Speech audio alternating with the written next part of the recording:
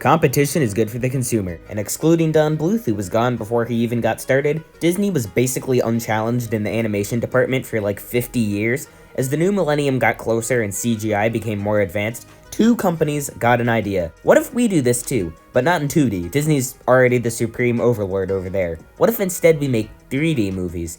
What if we become the overlord of our own domain? Maybe we'll even become strong enough to not just equal Disney, but overtake it. And Pixar and Dreamworks were born. In their earliest phase, these two companies made a combined 5 movies. 5 movies that marked a turning point in animation, not just because of their new style, but because of the competition that was all of a sudden an inevitable part of making these movies. Who will become the true overlord of this new domain? Will either? There's only one thing that's certain, and it's that if anyone, and I mean anyone, wants to live past the upcoming purge, they're gonna have to evolve. And fast.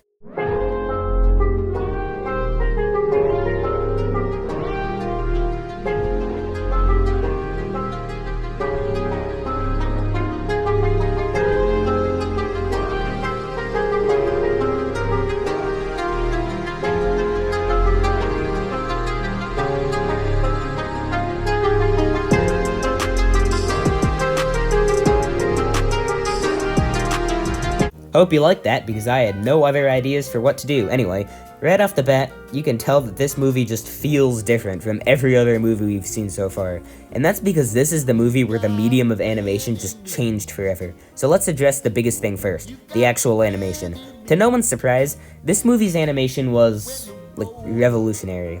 This is the first fully CGI animated movie of all time.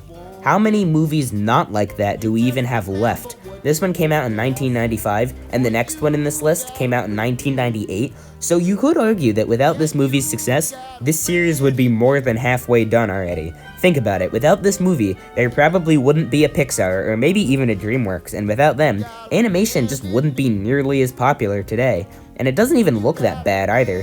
I mean, it's not exactly pristine, and it does hurt a little bit when you look at anyone's eyes too closely, but that was totally to be expected. Because if you flash back, which is technically a flash forward, which makes it even more impressive, to Titan AE, you might remember the state of CGI at this point is a bit, good lord, what the hell even is that? And when compared to stuff like that and stuff like this, you realize that this movie actually looked really good for the time, really, really, really good. Looking back from the future, it looks pretty rough, sure, but we all still have fond 2012 memories of Minecraft being the most gorgeous looking thing of all time, and that hasn't really held up too well either, has it? To really grasp how huge this was, we need to be looking forward from the past. There's now actually a discernible difference between the final product and the in-between versions you see in the documentaries and stuff. Everyone focuses on how the characters look, which, fair, but the backgrounds and the sets, basically everything that isn't the characters, looks super good, setting Pixar firmly on the path towards super realistic animation from the very beginning. But we'll talk more about that once it actually gets more realistic. The light reflects off of objects really well now too. I mean, people usually aren't this shiny, but most of the characters are toys, and plastic is shinier than skin, so they can get away with it. And any chances they had to show as little of a person as possible, they took. Not only does it make the movie look better, but it helps bring the story down to the toys level, which for the first movie in a series is probably a smart move. Listen, what I'm trying to say is that the step from not even being able to render a sphere correctly to being able to render entire bedrooms and even neighborhoods with 80 different moving objects in a car chase is downright amazing. Of course, there's stuff that's gonna be weird, like this scene at Andy's birthday party where every single kid is also Andy. And again, I don't love having to look at Woody's or Buzz's eyes for longer than a few seconds, and Sid would probably be 10 times less scary if he didn't look like a Lovecraftian monster from the fathoms below. But from here, things will only look better, and that's what we should take away from this. Once these two companies really get going and start competing with each other, and even more so once Disney gets involved, the quality of this CGI is going to improve, and fast. Hell, by the end of this video, things will have improved tenfold. Remember what I'm about to say, because it's very important. Every Pixar movie, and some Dreamworks movies, improved how CGI movies are made, in some way. So obviously the animation is good, but the characters are all good too. Every single one, good. Mr. Potato Head kind of voices the negative thoughts all of the other toys are thinking, and he's funny sometimes. Rex is scared all the time and has some good lines, which is why he's my favorite and will continue to be. The Piggy Bank, the Slinky Dog, the Etch-a-Sketch, the Alien guys, Bo Peep less so, they're all solid, and obviously Woody and Buzz are just really, really fun to watch, and they're good characters too. Woody is one of our earliest examples of the unlikable protagonist trick, which I think is just one of the best ways to see if you're good at writing characters. I say that because it's really easy to mess up, but when done right, it looks something like this. We get where the character is coming from, and we feel really bad that they're getting screwed over in some way, even though we don't necessarily have to currently like them as a person, or, whatever they are. That's the part that's really easy to mess up on. If you suck at writing and don't make the audience feel bad for the character, then it's just a character we want to suffer. And instead of being sympathetic when that happens, we just welcome it. So we don't have to approve of Woody's methods, which are just objectively not ethical, considering his method is attempted murder. But that makes it even more satisfying when he finally learns his lesson. A lesson that, in a way, the audience has been waiting for him to figure out since the beginning. And when you care about the character, which we kinda do here, it really draws out, the audience's emotions because we see how the conflict has affected everything. And the conflict here is cool, because even though jealousy is a very human emotion that people of all ages can relate to, it has a spin on it that makes it super easy to digest. Looking at real-life lessons through a filter of, whimsy or magic or something is what Pixar does, always. And this shows that they were on top of that from the start. And that's not even the only theme explored through one of the main characters. It's portrayed through the filter of toys again, but Buzz has, a literal existential crisis in this movie, and the cool thing is that the whole idea behind him is just so weird. A toy who thinks he's the real guy the toy was based off of? Yeah, that's a bit... But it works, and once we care about both of them, there's the scene in Sid's room where both of them, acknowledge their flaws to each other and bond. And it's done very well, and Tom Hanks and Tim Allen and their writing probably all contribute to that. Why does Buzz freeze when Andy comes in if he doesn't think he's a toy? Well, first of all, shut up, and second of all, I couldn't possibly tell you, but plot holes never really detract from any emotional moments too much unless you're, forced to think about them while watching the movie, so, Rise of Skywalker level of awful. And even though this isn't a musical, not complaining of course, all of the original songs are super good. You've Got a Friend in Me is nostalgic and is also a good song in its own right, and the same thing with the Strange Things one. The plot is very tight, and the whole movie just flew by. This movie went by the fastest out of any in the series so far. The beginning establishes everything well, Pizza Planet doesn't overstay its welcome, and honestly the longest part of the movie was at Sid's house, but even that was fine. And for all of the emotional reconciliations and character development that happens there, it's not like it doesn't make sense. And the climax is so preposterous and so awesome. Did I mention that I kind of think that this movie is just ever so slightly good? And since this is the first Pixar movie, it's also the first example of the formula that a lot of their movies follow. You have an idea, and that idea is the basis for everything else. Every conflict that happens to the characters stems from them being toys. These are issues that no one but toys would have, even though they're obviously stand-ins for non-toy issues. Then they have to try to solve the conflict, but it's structured in a different way because they need to adapt to the challenges that are unique to them being toys. Woody's wants and Buzz's wants in both of their arcs are completely and utterly tied to them being toys. In Finding Nemo, every part of the story is centered around making the audience care about these problems that are intrinsically tied to fish. In Inside Out, every part of the story is centered around making the audience care about problems intrinsically tied to these personified emotions. In Cars, every part of the story is not centered around making the audience care about problems intrinsically tied to cars, because none of them are really presented, which is why Cars just isn't that good. But a lot of Pixar movies do this, and this was the first. I'm gonna go back to what I said at the beginning. This movie feels different because this is where animated movies changed forever. And I meant it. Believe it or not, it's not just because this is the most memeable movie in this series so far. You may have noticed that this whole segment is me saying how this movie is the first instance of this, the first instance of that. Literally everything about this movie was revolutionary, and I think that's what people who weren't alive then, like me and maybe you, never think about. Imagine you're living in a time where every animated movie is 2D, and every good animated movie is made by Disney, but now there's a movie with a form of animation never before seen, types of characters never before seen, plot structures never before seen, dynamics of all kinds never before seen. What us past folk are looking at is not just an odd detail never before seen, but a whole movie never before seen. Really listen to me here. The Little Mermaid kept animation alive, but Toy Story kept it interesting. The Disney Renaissance brought attention back to animation, but Pixar and Dreamworks changed it, and this was the beginning of that. This movie about two toys that can't let humans know they're alive who are trying to get back to their kid because it's the one thing a toy wants more than anything, is legitimately responsible for the whole rest of this series. And so it goes below The Lion King and above The Little Mermaid. I know I didn't actually explicitly say I like this movie a lot during this segment, but given how much this movie got right despite being the first one to do so much of it, hopefully you can understand how even as a kid this was just one of my favorites. So there you go. Not only is Toy Story super influential, it's also just a good movie, and for a studio known for making random thing but alive themed stuff, I'd say that their first isn't too bad at all. Call me crazy, but I have a thing about drinking from the anus of another creature. Remember all of the cool stuff I just said about Toy Story that made it such a long segment? Yeah, none of that applies to Antz. Seriously, you'd think I drove a car like 90 miles an hour into a wall with the amount of whiplash I have from watching this right after the last one? Do not show this movie to your children. Do not show this movie to your adults, to anything. But it's not even like the movie is that bad, which is the crazy part.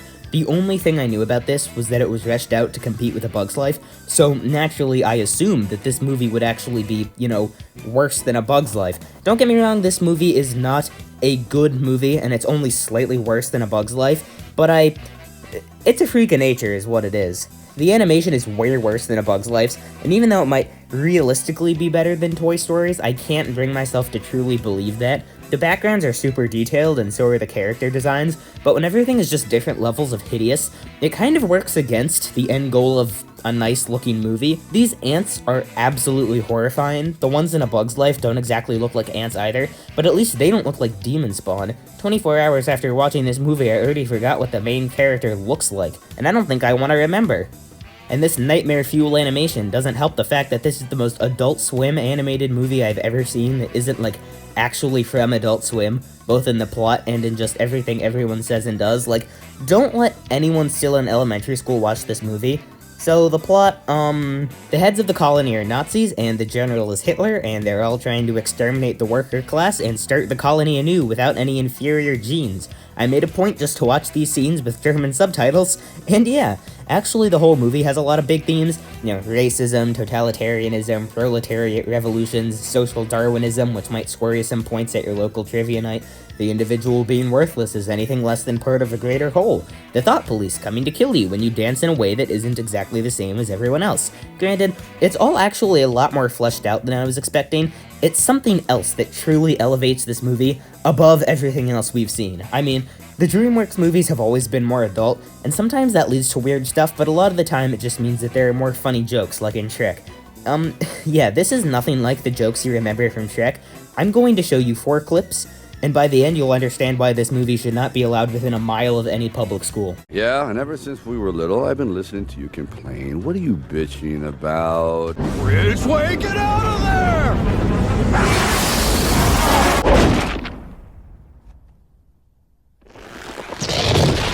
Oh, Muffy! No! Oh, no!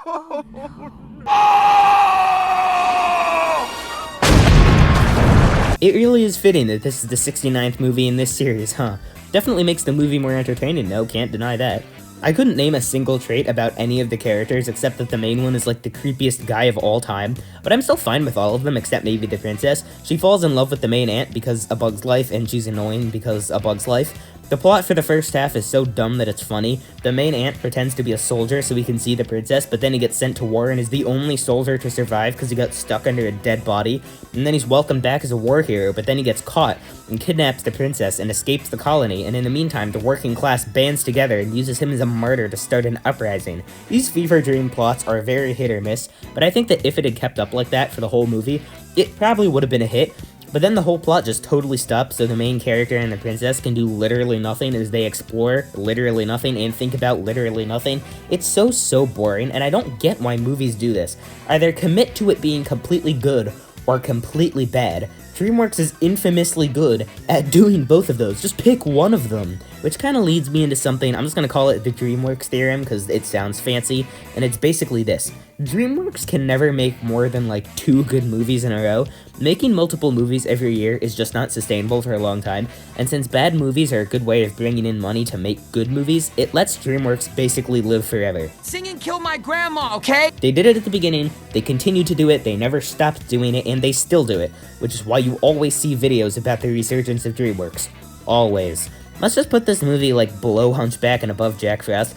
Definitely not a good movie, and I still stand by what I said about Hunchback being too drawn out in the middle, but none of that really matters right now. A Bug's Life is next, okay? And that's still gonna be pretty bad, but if DreamWorks alternates between good and bad movies and this was a bad one, what's the next one gonna be like? You never break a promise. That's too far. Okay, so I just watched A Bug's Life, and it's actually not as bad as I remembered, probably because the first time I watched it was during a marathon of all of the Pixar movies, and comparatively, yeah, this movie is terrible, and compared to actual good movies, the movie is also terrible. But compared to Antz and a lot of the movies we've seen so far, I thought it was kinda just fine. The plot doesn't have any super slow and dragging parts like Antz did, instead opting for a more constant stream of not super boring but definitely not interesting sludge. I remember being thoroughly bored throughout, but I think it went by fast enough, and definitely faster than Antz did. It does an okay job of commenting on some politics like the last one, and the inclusion of the grasshoppers makes it slightly different. Instead of throwing every single 20th century ideology into like one movie, here it just focuses on one, like the revolution thing, which is probably for the better, because in order to really digest that many themes at once, you need to be as blunt and insensitive as Antz was. Even though some of the dialogue feels forced, I think this movie pulled it off well enough. There are other aspects of the plot that I'm forced to think about way more. Speaking of which, this has probably one of the most infamous liar-revealed tropes of all time. While some of them are just thrown in because the writers didn't feel like finishing their movie with an idea of their own, this is worse. The entire plot of this whole thing, this whole movie, is carefully built around this trope. And even though the circus bugs and the princess girl and even the main character to some extent weren't as annoying as I remembered, that doesn't make me like it anymore when we inevitably receive the government-mandated iteration of the "you killed millions of people, you stole $100,000 from orphan children, you've ruined everything, but most importantly, you lied to me" shtick. Nothing else about the plot is really important enough for me to have anything to say. Plus, just because this movie is better than Antz doesn't mean I have to like it and like talking about it. No matter how aggressively fine this movie's plot and pacing is, I can't make myself have a good time when this is happening. The biggest positive thing I have to say about this is how much the animation is improved. I remember this movie looking absolutely hideous, but the lighting is better, all the lines are cleaner, and even though these guys still don't look like real ants and every other design still sucks except this caterpillar guy who's the best character, everything still just looks objectively better here. You wanna know why?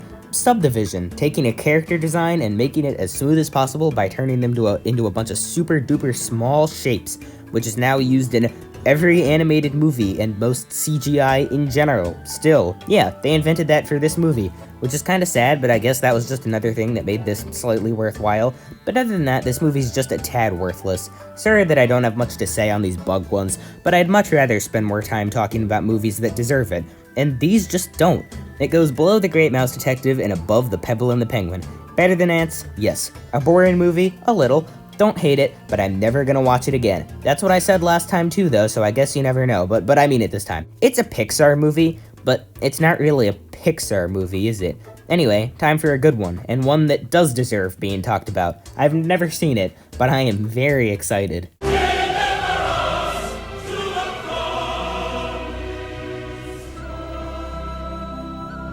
Bro, how is The Prince of Egypt so good? Where do I even start? Everything about this movie is absolutely perfect. It looks amazing. I care about not only the main character, but the villain too. It's so well paced that I went back and watched it a second time, which has literally never happened before.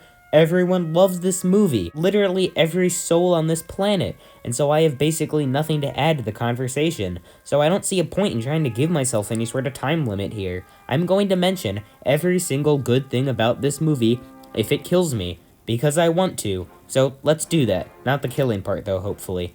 I don't know exactly why they chose to make this movie in 2D, but I'm so happy that they did, because even though Dreamworks was as good at CGI as was possible in 1998, it still would have looked way uglier if it was all CGI. Now the CGI is just sprinkled in every now and then to make this one of the most beautiful non-Spider-Verse animated movies ever made. The backgrounds are some of the most detailed we've seen, and the foregrounds and the preps, some of which are quite big, all look pretty much flawless. The character designs are all perfect, and all of their emotions are so visible. Look at this man's face. I can't describe what I feel when I see the pure visceral hatred on this drawing of a guy. Egypt feels like a giant sprawling city that never ends, and it sure helps that they keep doing these cool shots that show the entire kingdom, and they do them so often because they know how cool it looks, and I'm certainly not gonna complain about that. Everything looks so immaculate everywhere that the ugliest part of the movie is baby Moses' basket. And that's a huge compliment. And the songs are just as good. The soundtrack fits the vibe of the movie, and it has that Lion King thing going on where a leitmotif keeps coming back over and over throughout the movie. I finally learned that that's what it's called, and the one in this movie is very creepy but also cool.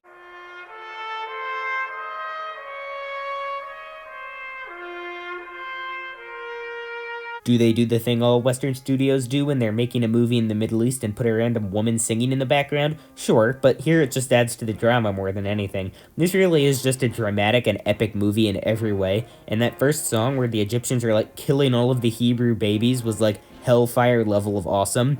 There are just some songs that you know are going to be one of your favorites as soon as you hear it for the first time, and paired with the visuals being damn near perfect from the start, this was definitely one of them. I could make a whole video just on this first song. It's unironically one of the best songs I've ever heard. The actress for Moses' mom was such a good singer and so awesome in this song that Dreamworks asked her to dub it in 18 languages. This has got to be a top 10 song for me, but I should still probably stop talking about it soon. I also like the High Priest of the Hebrews song. It's really happy, and hearing it in the background while Moses embraces his roots worked really well, I thought. And the Plague song was really cool. They probably could have drawn out the plagues for close to an hour, but instead they did all of them as one rising action, the climax is almost here style musical number, and it raises the tension a lot. I liked it. The rest of the songs are kind of just okay, but as a whole, the music is just like everything else in this movie. Just a bit good. The story of Moses is still awesome, and this is the best telling of it I've seen. Granted, I haven't seen many, but still. Thank you, Mr. Bible, for bringing this awesome story into the world. The Catholic Church has never done anything wrong, I don't think, as far as I'm aware, and thank you, Dreamworks, for making it even awesomer by adding an entire other half to it at the beginning that just amplified every emotional part of it. I assume the whole first part is new, right? Maybe? Whatever the case, what they did with Moses in that maybe new first half made him such a fleshed out character. I was actually very interested in everything surrounding him. He basically had to come to terms with the fact that he had been enslaving his own people for his whole life, and we get these scenes where he's looking at the slaves differently, and then he kills that soldier by accident, which was also framed really well. And Ramses just says, oh, we can change the facts, not realizing that Moses has just had like a total paradigm shift that he never will, and so for the rest of the movie they can't see eye to eye. This whole first part is a bit slow for my liking in a few places, but assuming it's all original and considering that this is DreamWorks' second movie ever, or first, depending on how you look at it, that's a pretty minor issue. I just wish they had spent a bit less time with Moses freeing his future wife from slavery, even though it was kind of necessary to get him out of the castle, but I digress. And Ramses is probably a top 10 villain for me. Remember how at the start I said I cared about the hero and the villain equally? That's because neither of them are entirely the hero or the villain. Obviously, each of them are leaning toward one of those more than the other. Killing children is decidedly not heroic, but it's not like Moses' actions are completely heroic either, and he clearly feels bad about them, and Ramses does have maybe not a good reason, but a semi-logical one, at least to him, for doing what he's doing. He doesn't want to be the one to break tradition because it was the one thing his dad kept traumatizing him about for his entire life, and we get to see that trauma happen, and so even if it's obviously wrong, we get why he's justifying infanticide, slavery. Did I mention that this movie is a bit heavy? Voldemort is a very good voice actor, and Ramses going from please don't go Moses, you're my only friend, we can cover this up, to I never want to see you again, you've destroyed my life and I hate you, actually made me kinda sad. I even caught myself part of the way through the movie when I realized that I was actually invested in the characters, and for a sociopath like me, that's pretty cool. And knowing the story in advance adds a good bit of dramatic irony, because we know that their relationship is gonna fall apart, so it was actually a really smart idea to designate an entire act of the movie to their relationship, which was the whole conflict after all, and after their relationship does fall apart, Ramses turns into a genuinely horrifying person, but we still care about both of them enough that we still feel bad for him when his son gets the life force sucked out of his body. He doesn't even die either, at least not on screen. He just sits on a rock after he's lost everything and screams out Moses' name, which surprised me quite a bit, but it really is the most fitting way to do it. Ramses is just like every other character in this movie. Very, very, very human, and you'll notice that those are my favorite types of villains. Dreamworks usually opts for comedies instead of dramas like this, but you'll notice that when they try, they're actually quite good at it. Once again, if you want something that dives into this relationship more in depth, Cinema Therapy is there for you, and you should totally watch their video on the Prince of Egypt, which leaves me with one thing left to talk about.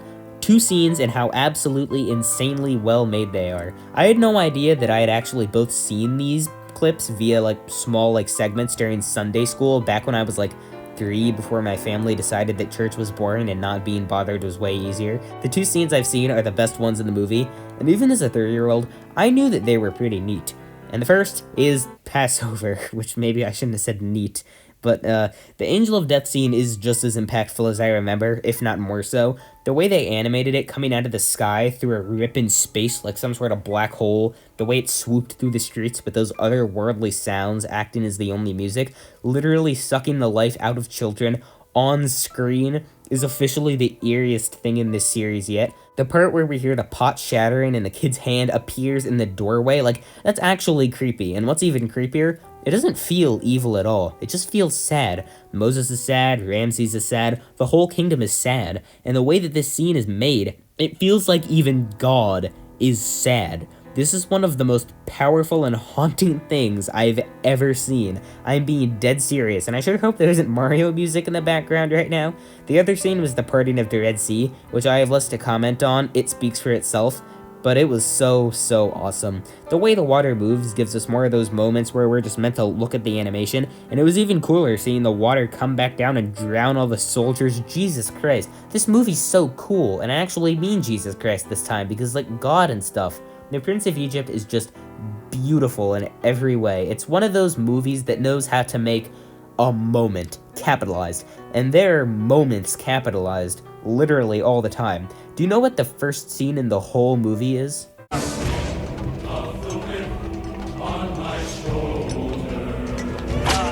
These dramatic and poetic scenes are so concentrated that you could probably make every other shot its own short film, and it certainly helps that every frame looks like a painting the average person couldn't dream of making, and the poeticness of these shots is what separates them from the showing off of animation we saw in the pre-Renaissance Disney movies. I touched on this at the start of my Disney Renaissance video, but I think that any animated movie is part of one of 3 phases. The showing off animation phase, the genuinely good, poetic, dramatic, put in effort phase, and the solely for money, money, money phase. These shots are not meant to show off how good the movie looks, they're meant to make us feel something. The Tale as Old as Time scene wasn't made to show off Disney's spin around the chandelier technology, it was made to show us how Belle and the Beast were super in love. The scene of the war-torn battlefield in Mulan wasn't made to show off Disney's war-torn battlefield technology, it was made to show the audience what was at stake and permanently darken the tone of the movie. Simba didn't go over to nudge Mufasa's corpse so Disney could show off their floppy limbs dead body technology, they did it to crush our souls. The movie wasn't made as an excuse to supplement some animation.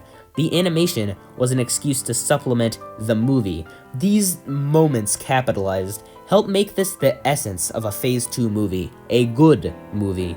A movie that's so poetic and dramatic and epic and amazing in nearly every way that you can't help but love it.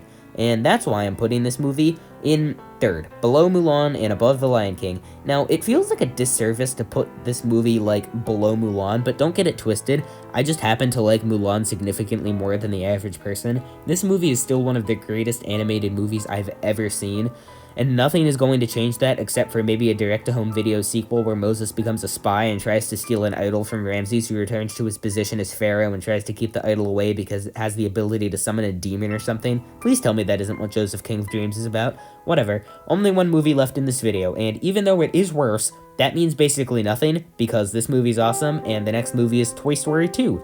It isn't very often that you find something that you can fall in love with instantly, but big surprise, this was one of them. Don't distract me with idle chatter. I am trying to get into character. I'm not gonna lie, this movie is just as good as the last one, and that is not how I remember it. I guess we're 2 for 2 on that. Normally sequels drop the ball, a lot, especially when they're Pixar sequels, but for as early on as this movie was, it's kind of surprising how perfect it really is. I've been saying that a lot this episode, I'm not used to watching good movies. The last movie's concept has evolved in just the right way, and Woody's lesson is slightly enhanced, building off of what he learned last time and challenging it, which is also kind of what Toy Story 3 does. In the last movie, he learned that being loved by a kid is the most important part of being a toy, and even though sometimes he might not be the first toy Andy plays with, that doesn't make him any less valuable. It's a complete lesson on paper, but when he actually has to confront the idea of not being played with firsthand, he kind of realizes that maybe he wasn't as comfortable with it as he thought.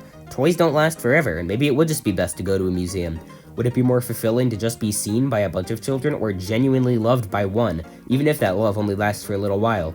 For the whole movie, Woody's being told that the first is better, and the concept of him being the star of his own show, just like Buzz was in the last one, is really cool and creative. Not that long ago, he was jealous of Buzz for that exact reason, and he was convinced that he just wasn't as valuable anymore because he didn't have that, but now he does have that, and so it totally makes sense why he's so enamored with the whole idea. And the other toy who's enamored with that idea is Jessie. First of all, Jessie is Joan Cusack, and so I'm happy because series of unfortunate events, but more importantly, Jessie is basically future Woody if he didn't have the revelations he did in this movie.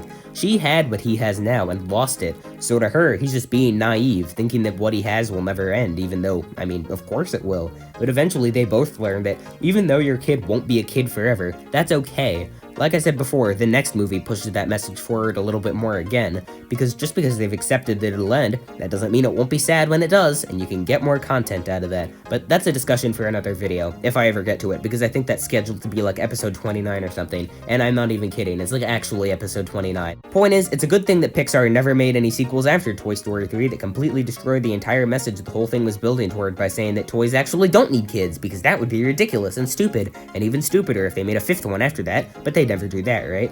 I actually like Jessie as a character though, even though she was being really annoying for the whole first half of the movie. Yeah, that's because of the song. I don't need to explain what song it is, you know what song. Which not only makes us like Jessie and sympathize with her because she basically experienced all of Woody's worst fears, but it's also very sad. This entire song sequence is so well made that it practically instantly makes one of the worst characters one of the best characters, and that's by design. But how? Well, you know how Pixar movies are famous for making people cry with sequences like this? Sideways made a video on it, because of course he did, but a lot of it has to do with the music, and now I'm going to explain it and pretend that I came up with it myself. So there's two ways to do it.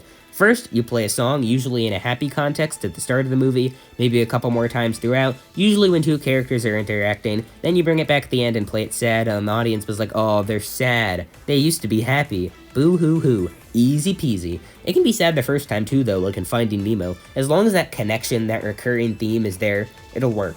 But wait, recurring theme, isn't that just the same thing you said way back in the Lion King segment and also briefly in the Prince of Egypt segment about the Lion King segment about leitmotifs coming back over and over, except in that movie instead of being sad it was just played more dramatically? Yeah, like, exactly, yeah, it's all connected. You don't have to do it across the whole movie though. I mean, Toy Story 2 doesn't, and that's the second way to do it. One song. It starts happy and turns sad. No sense in wasting time by letting the audience forget the small details. Now the audience is still in the middle of being happy. And then the song shifts, gets quieter, gets slower, maybe changes the key. It doesn't really matter. Even if I wasn't putting up clips on the screen right now, you'd probably all still be thinking about it. And that's what this movie does. And it definitely helps when the song sounds really nice, but Pixar doesn't need to worry about that. All of their songs sound so good. This whole thing was kind of a tangent, but it'll all definitely come back later. I actually like all of the other characters too though. I'm not gonna bother talking about Stinky Pete because I already did. Buzz is basically the same, and it's a very true argument that he'll stay this way for the rest of the series, but at least in this movie we get the thing where he has to deal with the other Buzz, and then fake Buzz gets mixed up with real Buzz, which adds confusion and tension and all that, and that was a neat idea, plus I think it's funny, and I actually like the other toys' mission a lot, and it does a good job of breaking up the movie.